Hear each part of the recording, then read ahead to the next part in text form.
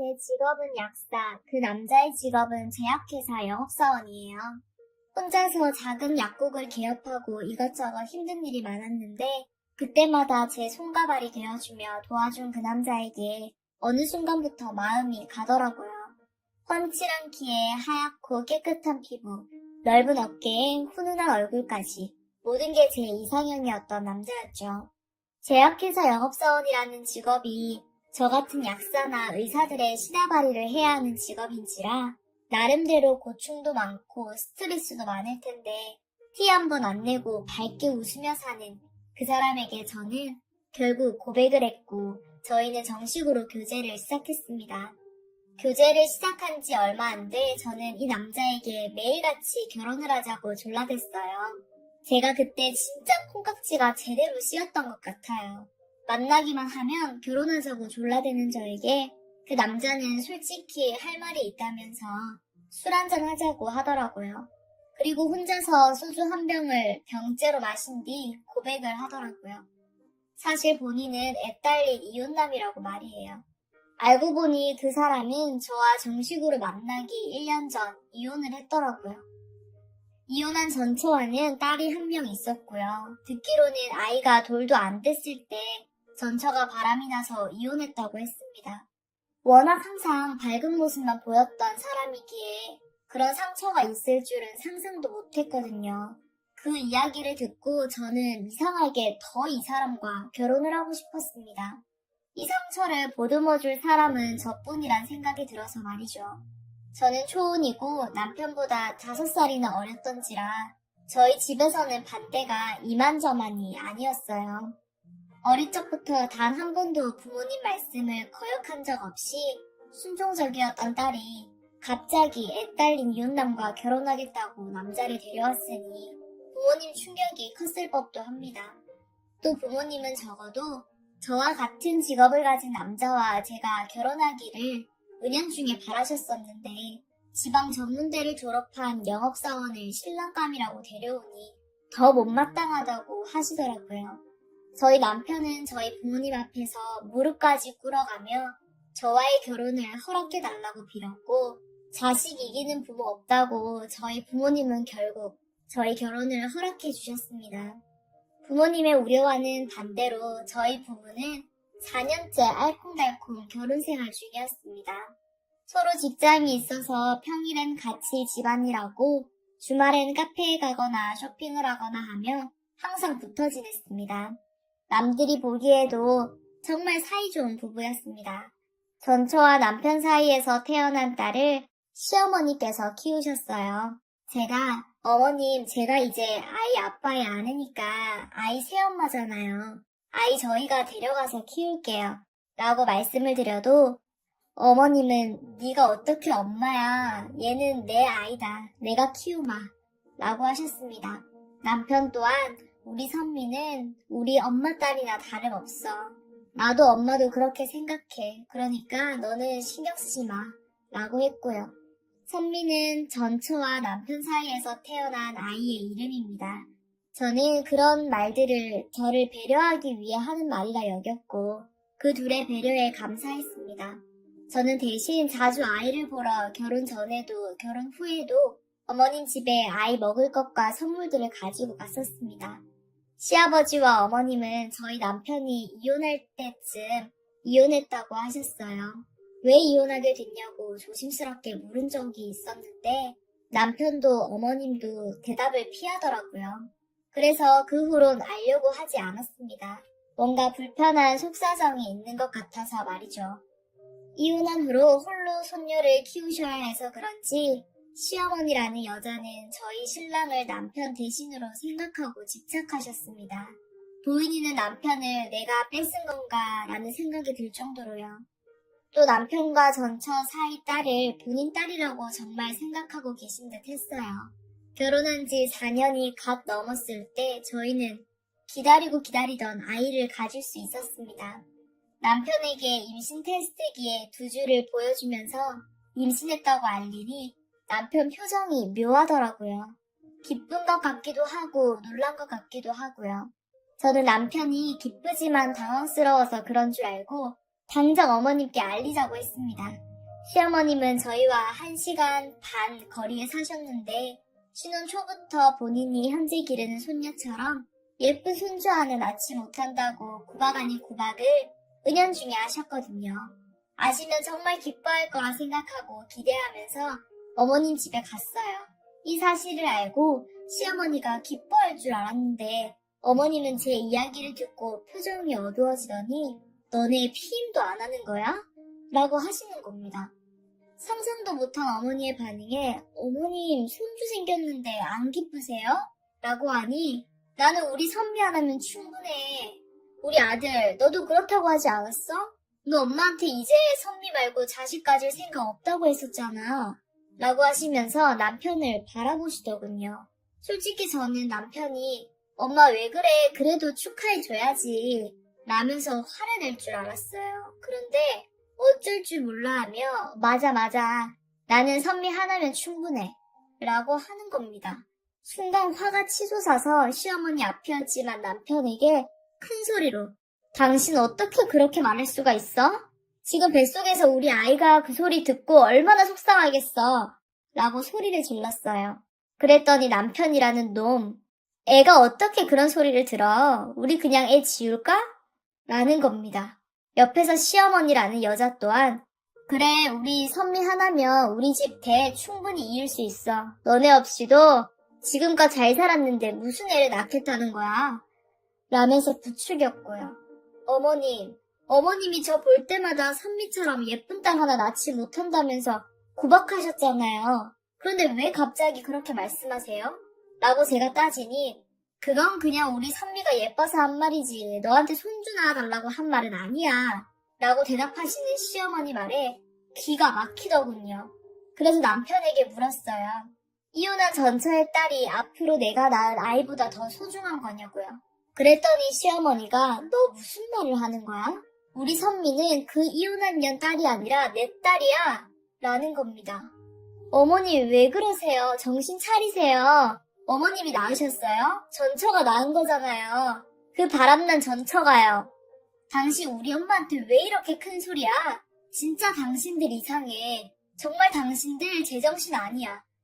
정말 제가 미친 건지 이 사람들이 미친 건지 알 수가 없었습니다. 그 후로 남편과의 사이는 점점 냉랭하게 변해갔어요. 뱃속 아이는 점점 커갔지만 그만큼 남편과의 거리도 멀어졌습니다.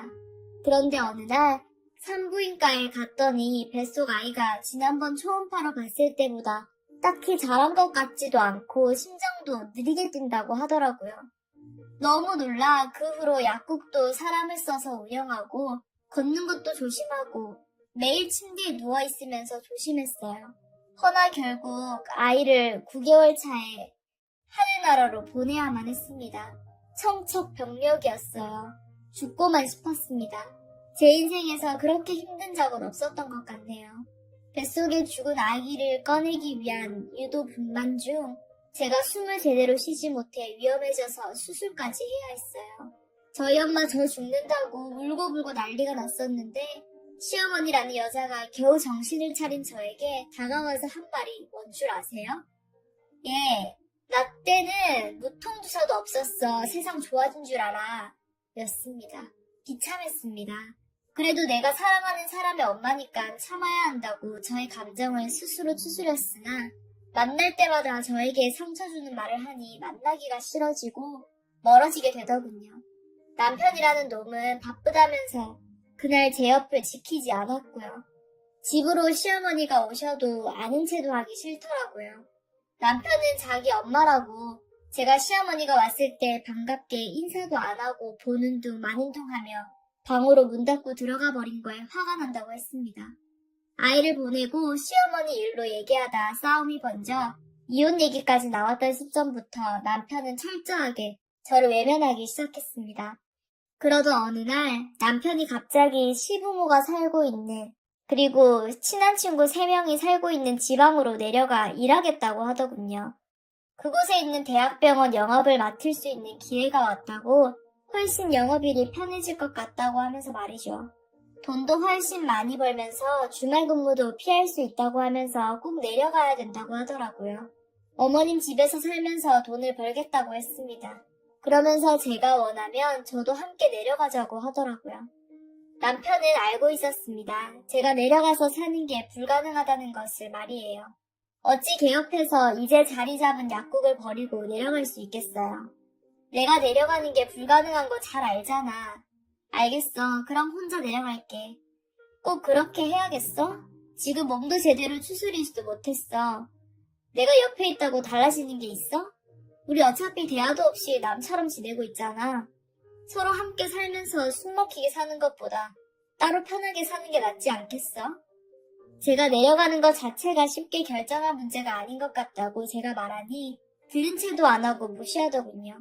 그러면서 남편은 저에게 상의도 안 하고 그 주말에 짐을 싸서 시어머니 집으로 내려가 버렸습니다. 알고 보니 저에게 이런 말을 하기도 전에 이미 직장에서 담당 영업 지역을 바꾼 상태였어요. 모든 준비를 마친 상태에서 저에게 통보를 했던 거였죠. 남편은 주말에는 올라오겠다고 그때 시간을 보내자고 하더라고요. 그렇게 해서 어이없게 순식간에 주말 부부가 되었습니다. 이미 벌어진 일이고 되돌리기엔 늦은 것 같아 긍정적으로 생각하려 노력했습니다. 남편이 정말 윤택한 삶을 위해 결정한 거라고 믿고 싶었어요. 저희 집 전세 계약 기간이 거의 다 끝나가고 있었는데 집주인에게 계약 연장을 하겠냐는 전화가 왔고 저는 혼자서 큰 집에서 사는 건 아니다 싶어 이 집에서 나가겠다고 통보를 했습니다. 그리고 작은 오피스텔을 계약했어요. 혼수로 산 가구들은 작은 오피스텔에 들어가지 않을 것 같아서 죄다 중고나라에 내놓았고요. 그런데 첫 주 주말 남편은 올라오지 않았습니다. 분명 주말에는 올라와 시간을 보내자고 하고선 말입니다. 그리고 전화로 갑자기 한다는 소리가 담당 병원의 2명을 접대해야 해서 어쩔 수 없이 못 올라간다는 겁니다. 대낮 주말부터 무슨 접대? 골프? 접대가 갑자기 잡혔어. 나도 스트레스 받아. 접대는 뭐 내가 좋아서 해? 나도 의사 똥꼬 빠는 일 그만두고 싶어. 남편은 이렇게 말한 뒤 전화를 일방적으로 끊어버렸습니다. 너무 화가 나 감정이 주체가 안 돼. 카톡으로 그렇게 나와의 약속 지킬 생각 없으면 앞으로 연락하지 마. 서울도 올라오지 마. 라고 했어요. 그랬더니 이런 말은 정말 잘 듣더라고요. 그 후로 연락 두절이 되어버렸어요. 시어머니에게 전화해서 남편과 연락이 안 된다고 하니 네가 얼마나 우리 아들을 복가냈으며 우리 아들이 널 피하겠니? 너네 그렇게 살 거면 헤어져라. 라고 하시더군요. 시어머니라는 사람 입에서 헤어지라는 말이 쉽게 나오다니 정말 어이가 없었습니다. 그러다 저번 주 금요일에 할 말이 있다면서 남편이 갑자기 올라왔습니다. 할 말이 뭐냐 물으니 혼자가 되고 싶다고 하더군요. 이유가 뭐냐 물으니 본인 딸과 함께 살다 보니 지금까지 아빠 노릇을 제대로 못한 것 같아 미안하다 합니다.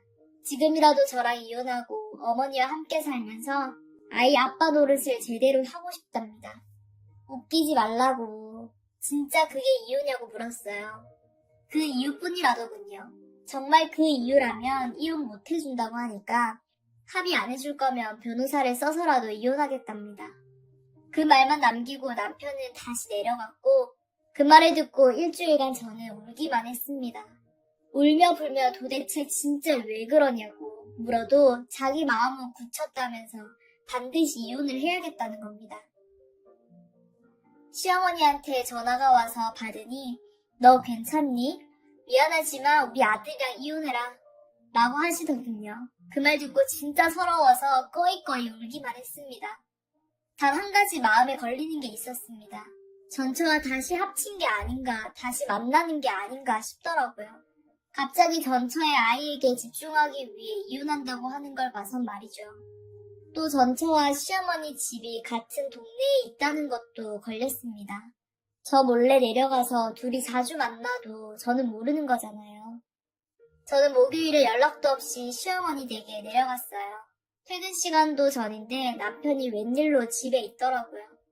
다짜고짜 남편 폰을 뺏어서 통화 내역과 문자 내용, 카톡을 뒤졌습니다. 도대체 뭐 하는 거야? 라고 말하면서도 핸드폰을 뺏질 않길래 사진 앨범에 있는 사진들도 하나하나 확인했습니다. 그리고 남편 차키를 뺏어서 주차장으로 내려가 남편 차 블랙박스도 다 봤습니다.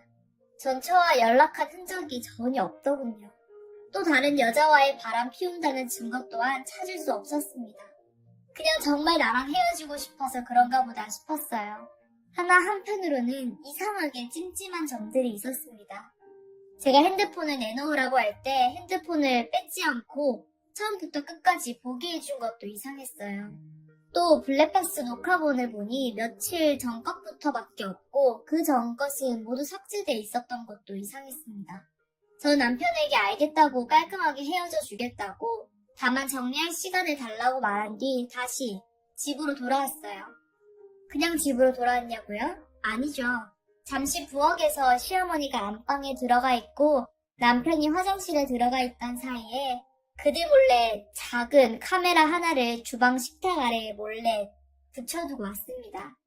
사실 남편 차 조수석 아래에도 하나 설치했고요. 카메라 세대를 준비해서 내려올 때만 해도 전처와 무언가가 있을 거라 생각하고 전처와 남편 놈의 분류 냉각을 제대로 녹화해서 망신을 줄 생각이었거든요. 어찌됐든 뭔가 수상하니 그 이유를 알아내기 위해 카메라를 설치 후 집에 왔어요. 아무래도 설치한 장소가 식탁 밑과 조수석 아래다 보니까 제대로 찍히는 것도 없더라고요. 다만 자동 음성인식 기능 덕분에 대화 소리가 들리면 제 휴대폰으로 알람이 왔기에 도청은 제대로 할 수가 있었습니다. 집에 돌아오는 길부터 내내 핸드폰 중독자처럼 핸드폰을 켜놓고 이어폰을 낀 상태로 무슨 소리가 들리나 듣는 게 제 일이었네요. 제가 가자마자 시어머니라는 여자 제 욕을 그렇게 해대더군요. 내가 그냥 처음 집에 네가 데려왔을 때부터 마음에 안 들었어. 자기야, 내가 와이프 좋아서 결혼한 거 아닌 거 알잖아. 이번에 협의 이혼하고 재산 분할 제대로 받으면 우리 선미도 더 좋은 환경에서 키울 수 있을 거야. 조금만 기다려줘. 저는 제 귀를 의심했습니다. 본인 엄마에게 자기라고 부르는 아들이라니요? 저는 소리를 더 키워서 그들의 대화를 듣기 시작했습니다. 내가 지금까지 참고 참았는데 나한테 분명 1년도 안 살고 이혼할 거라고 했잖아. 그런데 아기까지 가져? 왜 애를 가져서 나한테 들키고 그래? 미안해 자기야. 진짜 딱 한 번 한 건데 그랬던 거예요. 걔가 워낙 졸라대서 말이지. 알잖아. 우리 와이프 끈질긴 거 갑자기 임신했다고 해서 나도 엄청 놀랐었어. 나는 자기랑 선미밖에 없는 거 알지? 정말이야. 정말이지. 나 그래서 자기랑 선미랑 살려고 이렇게 내려온 거잖아. 내가 그년이랑 이번에는 꼭 협의 이혼할게. 이혼 안 해준다고 하면 의처증으로 몰아서 이혼 소송할게. 그러니까 확 풀어. 결국 저는 대화 엿듣기를 포기했어요. 더 이상 듣다가 정말 돌아버릴 것 같았거든요. 그리고 한참을 울기만 하다가 밤늦은 시간 저는 시아버지라는 사람에게 전화를 걸었습니다. 혹시라도 이 둘의 사이를 아는지가 궁금해서 말이에요. 시부모님의 이혼 사유가 혹시 그 때문이 아닌가 의심이 되더군요. 여보세요? 아버님 잘 지내셨어요? 이 늦은 시간에 아가 네가 무슨 일이니? 저 여쭐 게 있어요. 뭐 혹시 네 시어머니랑 네 남편 사이 말이냐? 아버님도 아시고 계셨어요? 아버님은 한참을 아무 말을 안 하셨습니다. 그리고 더 이상 본인은 할 말이 없다며 전화를 끊어버렸습니다. 저는 바로 아버님이 사시는 집을 찾아갔어요.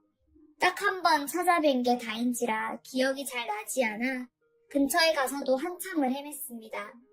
아버님께 집 근처라고 한 번만 만나달라고 사정을 하며 제가 있는 위치를 말씀드리니 못 이기는 척 나오시더라고요.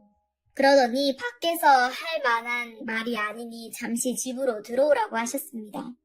그리고 어렵게 이야기를 꺼냈어요. 뭘 듣고 싶은 거냐? 아버님도 아시잖아요. 너도 알게 된 거냐? 아버님이 해주신 이야기를 요약하면 다음과 같았습니다. 지금 시어머님은 아버님이 본처와 사별한 후 만난 후처라고 하더군요. 저희 남편의 친어머니가 아니라고 했습니다. 남편이 대학생 때 재혼했고 남편과 시어머니의 나이 차이가 20살도 안 나는지라 시어머니와 남편이 잘 통했고 참으로 잘 지냈다고 해요. 그걸 보면서 아버님도 정말 뿌듯하셨고요. 그런데 언제부턴가 그 둘 사이가 이상했다고 합니다. 가까워도 너무 가까웠대요. 아버님은 설마 무슨 일이 있겠나 싶어서 그냥 넘어갔답니다. 시간이 흘러 남편이 결혼을 한 이후에도 남편은 시댁 근처에 살면서 어머니를 그렇게 살뜰히 챙겼다고 해요. 그러다 어느 날 어머님의 임신 사실을 알게 됐다고 합니다. 아버님과 어머님은 그 당시 아버님의 오랜 출장 때문에 잠자리를 가진 적이 없었는데 갑자기 어머님이 임신을 하셨던 거예요. 누구의 아이냐 물어도 어머님은 대답하지 않았고 배신감에 이혼 소송을 가졌다고 합니다. 그때만 해도 어머님이 다른 남자와 바람이 난 걸로만 아셨다고 해요. 이혼 소송 중에 도저히 어머님과 함께 지내는 게 힘들어 아버님이 다른 지역에 정근을 가 홀로 지내셨는데요. 잠시 놓고 온 짐을 가지러 집에 한번 들렀다고 해요. 그런데 마침 그날 그때 장면을 우연히 보게 되었다더군요. 어찌나 서로에게 집중을 하고 있었는지 그 사실을 알고 분노한 아버님이 남편의 전처에게도 이 사실을 알렸고 결국 그렇게 해서 전처도 아버님과 이혼을 하게 됐다고 하더군요. 그때 어머님도 남편도 위자료를 물어주게 되었는데 그렇게 위자료를 물어주고 나니 없는 살림이 더 힘들어졌나 봐요. 아버님에게 제발 한 푼이라도 주면 안 되냐고 이혼 후에도 그렇게 귀찮게 했다더군요. 그런데 저와 결혼한 후로는 연락 한 번 안 하더랍니다. 집도 있고 벌이도 좋은 저와 결혼한 이유도 돈 때문일 거라고 그러시더군요. 그러면서 더 이상 상처받지 말고 소송도 말고 그들이 원하는 대로 협의 이혼하고 끝내라고. 그 둘이 무식해서 이혼 기간이 짧으면 재산 분할할 필요가 없다는 사실조차 모르는 것 같다고 덧붙이시는데 그 말을 덤덤하게 하시는 아버님 두 눈에 눈물이 고여 있었습니다. 아들과 아내를 동시에 잃은 슬픔 때문인지 저에 대한 동정 때문인지 알 수가 없더군요. 저는 아버님께 감사하다고 앞으로 찾아올 일도 만나뵐 일도 없을 거라고 말씀드리고는 다시 집으로 돌아왔습니다. 그리고 밤을 꼬박 새웠습니다. 어떻게 해야 하나 고민하고 또 고민했어요. 며칠을 그렇게 밤을 새우다가 변호사에게 찾아갔습니다. 변호사에게 영상을 보여주며 이것을 증거로 소송이 가능하냐 물었어요. 예상과는 반대로 변호사는 불법적으로 촬영한 영상이라 증거가 되지 못한다고 하더군요. 어이가 없었습니다. 진짜 기댈 곳은 친정밖에 없더라고요. 말씀 안 드리고 어떻게든 혼자 해결하려고 했는데 결국 저는 친정에 찾아가서 엄마 아빠에게 이 모든 사실을 말씀드렸습니다. 저희 엄마 아빠 가슴을 치면서 우시더군요. 그러면서 본인들이 끝까지 반대했어야 했다고 결국 허락한 본인을 책임이라며 자책을 하셨습니다. 아빠는 한참을 그렇게 가슴을 치시고 우시더니만 집에 있는 가장 큰 골프채들을 가지고 집 밖으로 나가셨어요. 엄마와 저는 따라 나갔고요. 누구도 입 밖으로 꺼내지 않았지만 아빠가 어디로 갈지는 엄마도 저도 알고 있었습니다. 저희는 침묵 속에서 아빠 차를 타고 시어머니와 남편이 지내는 집으로 갔습니다. 집으로 가니 시어머니와 남편은 모두 깜짝 놀라서 아빠를 토끼 눈으로 쳐다보더라고요. 아빠는 이 년놈들이 사람 새끼들이야? 라고 하며 골프채를 휘두르셨고 그들은 아빠를 피하기 위해 머리를 손으로 감싸면서 주방 식탁 안으로 들어갔습니다. 아빠는 그 식탁을 발로 차고 넘어뜨리고 그 둘을 향해서 골프채를 계속해서 휘두르셨고 저 또한 주방 의자를 남편놈에게 던졌습니다. 진짜 한참을 그렇게 저랑 아빠랑 미친듯이 휘두르고 던지기를 반복했던 것 같네요. 기억이 잘 나지 않지만 정신을 차렸을 때 남편놈과 시어머니가 무릎을 꿇고 울면서 빌고 있었습니다. 그걸 보면서 엄마 또한 바닥에 쓰러져 펑펑 우셨고요. 아빠 또한 우는 엄마를 껴안고 미친듯이 흐느꼈어요. 저는 이상하게 눈물이 나지 않더군요. 이 모든 게 현실로 느껴지지 않아서 말이에요. 그 둘에게 저는 다가가서 카메라를 보여주며 여기에 찍힌 모든 것들 공개해서 망신당할 거냐, 가진 것 다 주고 이혼할 거냐 물었습니다. 남편은 그래도 망신당하는 건 무서웠는지 가진 거 다 주고 이혼하겠다고 제발 영상 유포는 하지 말아달라고 빌대요. 그래서 제가 각서를 쓰라고 했어요. 2억 위자료 주고 깨끗하게 이혼하자고 말이에요. 저는 온갖 욕설을 퍼부으며 또다시 골프채를 휘두르려 하시는 아빠를 말리고 엄마를 부축해서 친정으로 다시 돌아왔어요. 그 뒤로 지금까지 친정에서 지내고 있는 중입니다. 협의 이혼 신청은 내일 법원에서 할 예정입니다. 내일 오전까지 2억 원을 구해서 입금한다고 했는데 입금하지 않으면 제가 가진 영상을 진짜 남편의 회사부터 친척들에게까지 다 뿌릴 예정입니다. 앞으로 어떻게 살아야 할지 답답하지만 그래도 힘내서 살아보려고 합니다. 제 이야기 들어주셔서